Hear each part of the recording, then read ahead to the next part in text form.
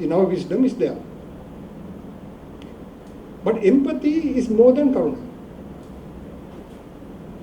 Empathy is that ability to put yourself emotionally in the place of another. Sympathy is more superficial. You genuinely feel sorry. Your emotions are engaged. But empathy is you put yourself in the shoes of somebody else. You transform yourself and then you see it from that side. And today, that is considered extremely important in every profession. Because earlier, you dealt with IQ, the intelligence quotient, and there are measurements, how to measure your IQ. But today, IQ is not enough. I'm talking about the world that you are entering. This is not an option for you to forget about. In addition to IQ, there is today EQ, intelligence quotient, emotional quotient. Are you mature emotionally? Your intellect may be sharp,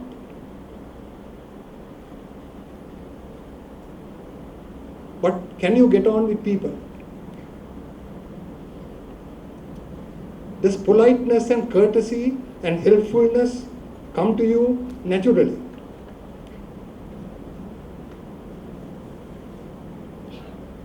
Can you judge a difficult question from the other person's point of view? That is EQ. And before I go, in case some of you may not know, there are some excellent books, and this is something that you must read on, because this can make a big difference in anybody's profession, certainly a profession of a doctor.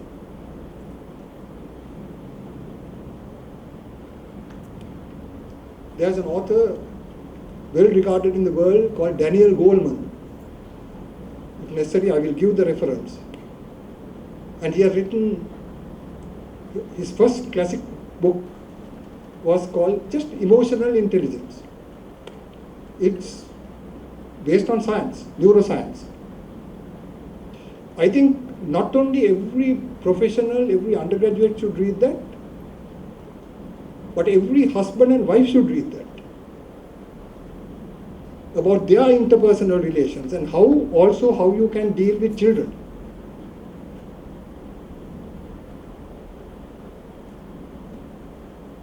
Emotional intelligence. So these are some of the significances that I want to highlight to all of you. And these significances would be there only if you cultivate awareness, concentration.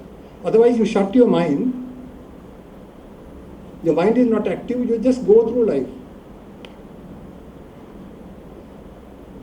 Take today. Today we came in a procession. Your Vice Chancellor, your senior dons were dressed in formal academic attire. I have come formally dressed in a lounge suit. Normally I wear shirt and tie to most places. Now why have we done this? Please understand, this entails a certain degree of discomfort. To all of academics are worse because they are in suit or sari and they are in cloak. They tried to offer me a cloak, I dodged it. No, you must then, I'm talking about significance. Why? Why? Because this is a formal occasion.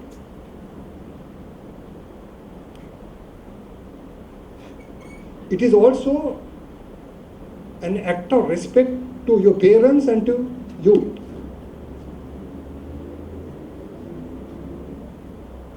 Not that they want to parade in colorful clothes.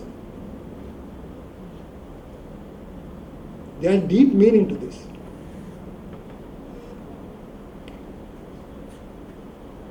And because this, I was told, is the inaugural lecture of your medical course.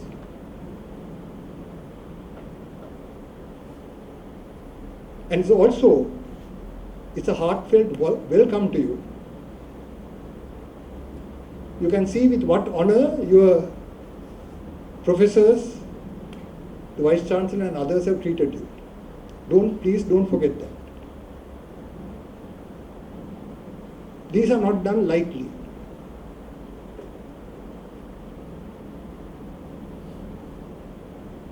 Again, let me make the last point on this issue of significance. I told you, you have to be active mentally. Don't shut your mind and just do just a few things and carry on. Just be awareness.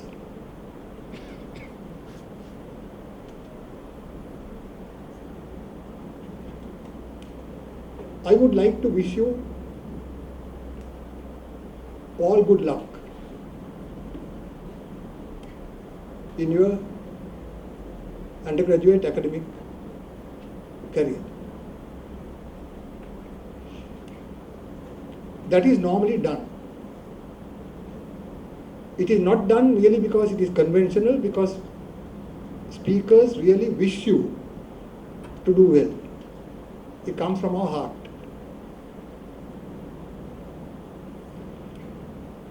But let's examine what this good luck is. Now you have to examine everything. You are now in a university. You have different forms of luck. Luck is not one thing. I'll give you some examples because you have to think. There is gambler's luck. That is blind chance.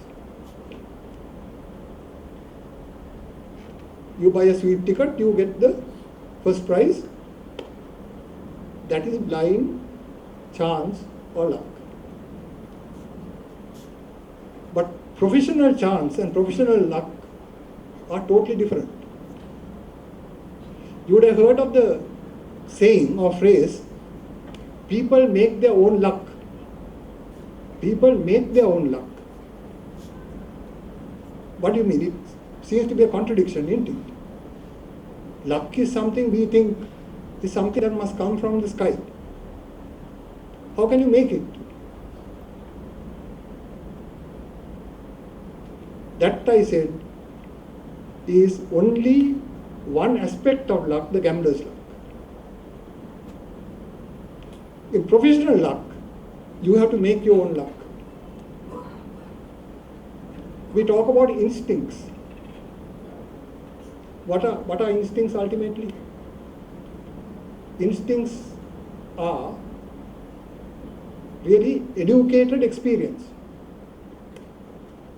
What you call instinct, you just don't get instincts.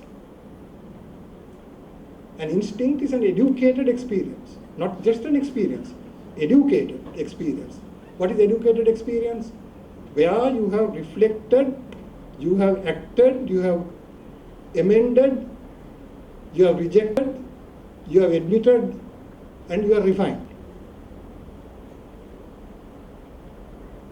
And when you go on doing that, suddenly when you see something, you know the answer. That is not luck.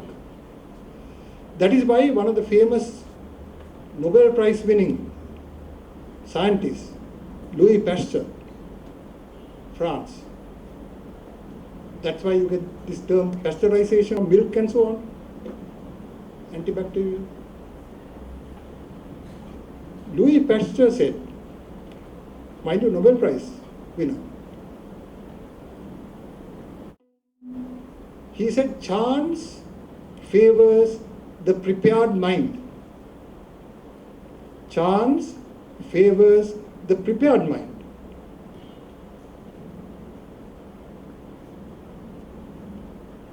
Now the classic example of that is discovery of penicillin.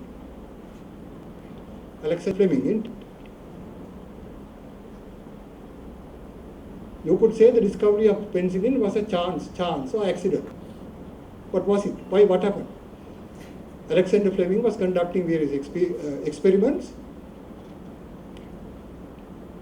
He kept part of the experiments in some petri dishes overnight, and when he came next morning, he found something totally unexpected. These petri dishes are full of fungus. First, he was very upset because this was ruining his experiment. Then he began, now this is chance. Accident or nature? Chance. But then, because he was a top-rate scientist, because he was trained to think in a different way, maybe his instincts, educated instincts told him something. He went into why. Instead of cursing the loss of time on his own experiment and wiping it off, he went into why and how this mold of fungus appeared in the petri dishes. And that was the finally, when he got to the bottom of it, was the discovery of penicillin. And all the other antibacterial drugs in that range, which came from that accident in the laboratory. But if that accident was not recognized, I don't know how long we would have taken to discover a drug like that, a miracle drug. That is why I talk about significances, that you have to be active. You have to always question why, how. It is just not book learning, just not memorization. You did a bit of that in school, not in a university. University has to open out your minds to question everything critically.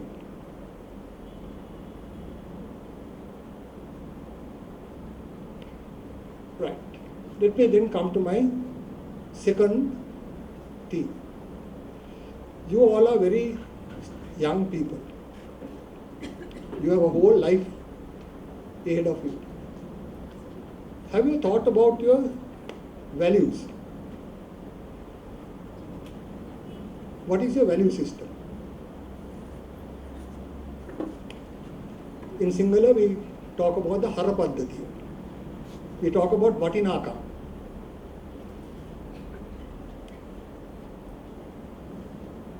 We talk about Sara Dharma.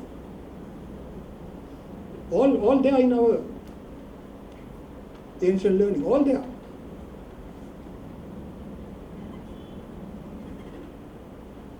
Because if you don't have a foundation, a base of values, what you build, however clever you are,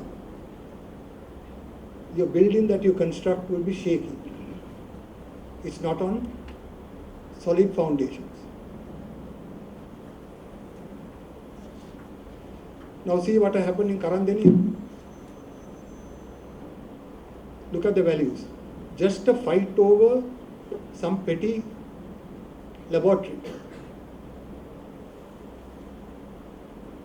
I don't have to tell you, you know. See all the newspapers. Why? No values. Just greed. I am only telling you to address it. I can't tell you what your values should be. I am not going to tell you that. That's for you to decide. But I want to give you one example of a dilemma I faced and the road I took. I am not even telling that road is right. That's not for me to. All I can say is I was comfortable. Now let me tell you very briefly. Some years after I retired from the public service, but I was still working elsewhere, one day the chairman of the Ceylon Tobacco Corporation rang me,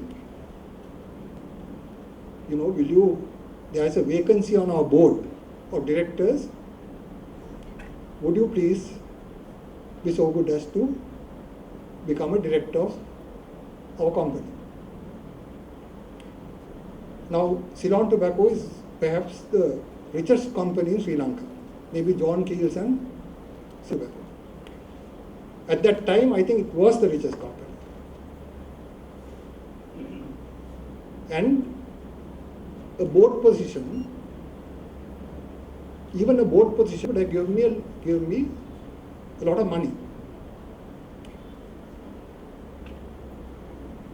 They bring you on boards for your experience and your judgment and your analytical skills, not to sit down and do 8 hours of work.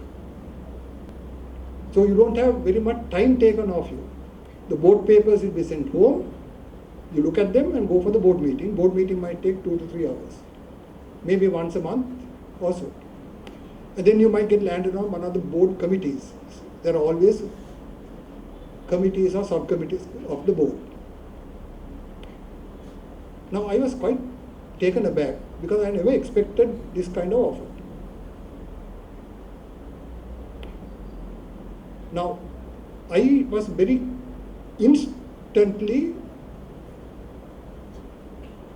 my mind and my whole being said, no, I can't take it. But I'll tell you why. Oh, I might as well tell you why now. Because with my knowledge, the knowledge that I have, tobacco is harmful to people. Smoking is harmful. That is why on the packets of cigarettes, earlier you had to say smoking could be harmful to your health.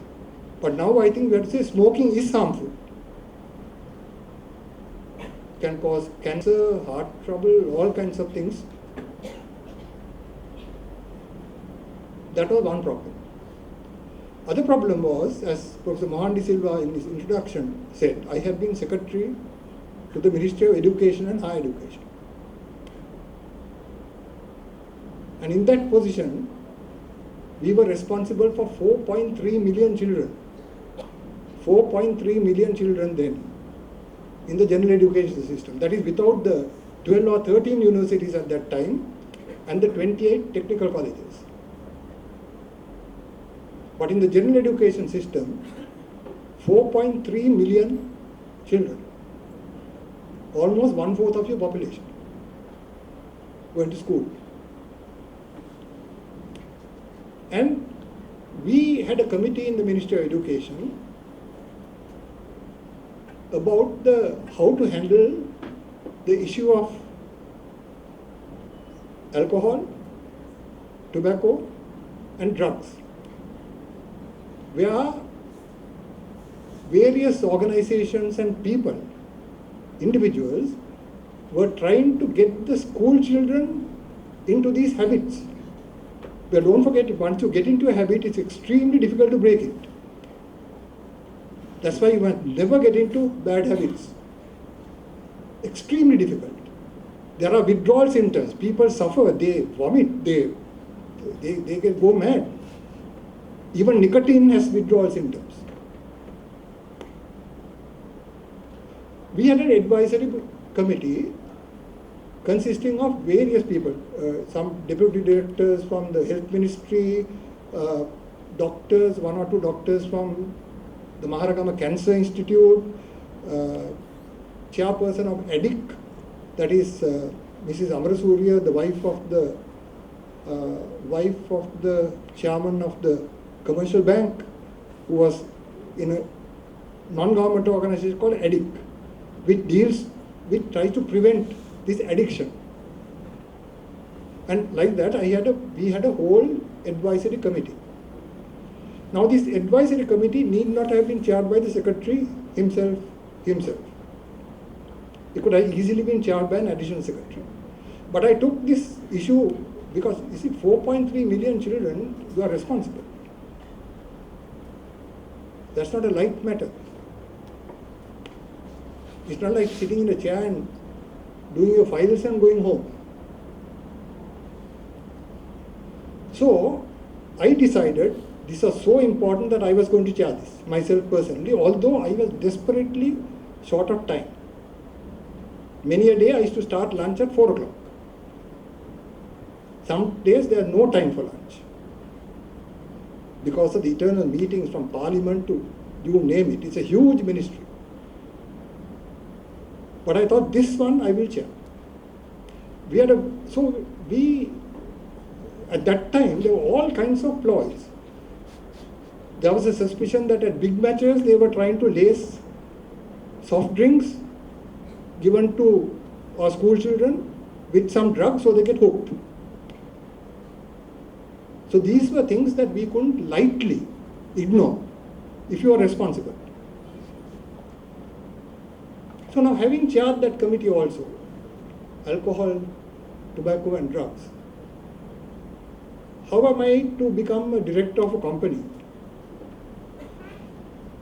However much the monetary gain, where the principal function of that company is to sell their cigarettes. Of course, it's legitimate, it is allowed. In fact, government gets a lot of tax out of the company. I'm not blaming the company. It's a legally valid company. They do a lot of good. They are giving employment to a lot of people. They are on to, as extension services, on to agriculture. They are helping farmers. I'm not condemning the company. But I had a problem. And the problem was that if I get on a board of directors, I had to then really conscientiously work for the benefit and welfare of that company. I had to put my heart into it, not only my mind. Now this I found I couldn't do. So I very politely, because I couldn't say no straight away because the chairman himself rang me, I said, why don't you give me some time, I'm desperately. Then he said, no, that's all right. You take even 2 weeks. Now, I was very disappointed with this. So now anyway, I got a 2 weeks reprieve. And then I forgot about it. 2 weeks later, I get another call. Have you thought about it? We all unanimously have decided that we want you on the board. This time, I said, I have thought about it carefully, but I have a mental block. So you must please forgive me. I didn't want to criticize them or anything. It's a valid enterprise. I said, what to do? I have a problem. I have a mental problem with this. Why? I said, because with my knowledge of things, tobacco is A, harmful, B, habit forming. They said, no. All these highly exaggerated. Wait. Please give us your address. We will send the research done by us. Now what do you do?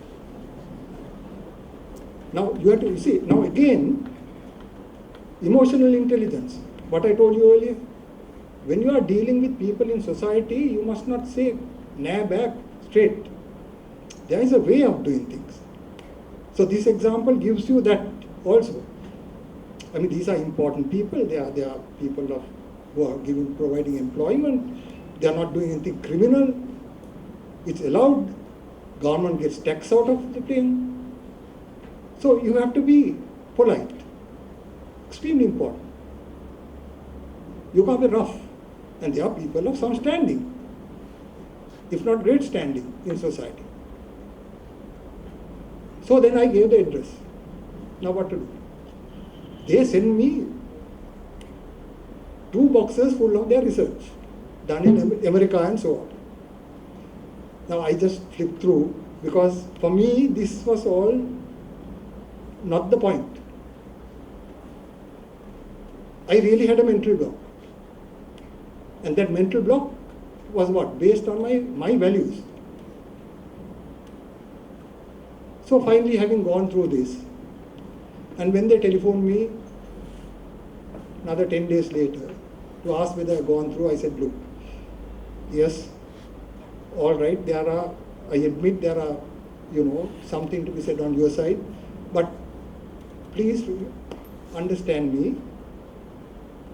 You will agree that if one feels uncomfortable, however irrational that discomfort may be, I put it that way, however irrational that discomfort may be, if you are uncomfortable with something, it's better not do it. Now that is my problem. I'm sorry, maybe I had to go to a psychiatrist and get my head examined. Now, you don't hurt people. That is the idea. So they must not feel bad, because after all they are invited, something. And it's a big position to be on the board of directors of the leading company of Sri Lanka. And they don't have a huge board. So they reluctantly said, all right, anyway, thank you very much. So I thought I was off. 3 days later, at 8 o'clock in the morning, my phone rings at home, and one of my personal friends, heading an important firm of chartered accountants, rings me and says, by the way, has Ceylon Tobacco contacted you on this director's post? I said, yes, but I have a problem. Then before I could tell him anything at length, he told me, I want to also tell you something which they didn't want to tell you at that time, because it was still confidential, but I have their permission to tell you this now. And he said their intention is to have you on the board for about 1 year. The chairman is due to retire. And the intention is that after 1 year or 14 or 15 months, to make you chairman of Ceylon Tobacco.